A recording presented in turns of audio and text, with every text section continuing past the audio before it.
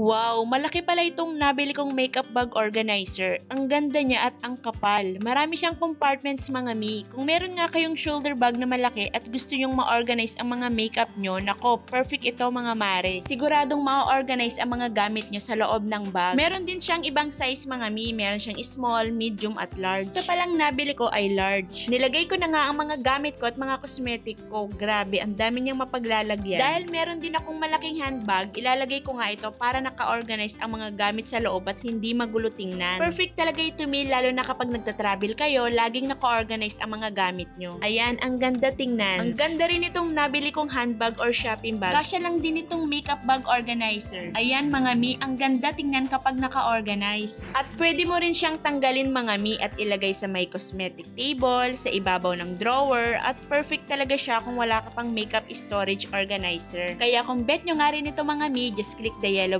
basket to order.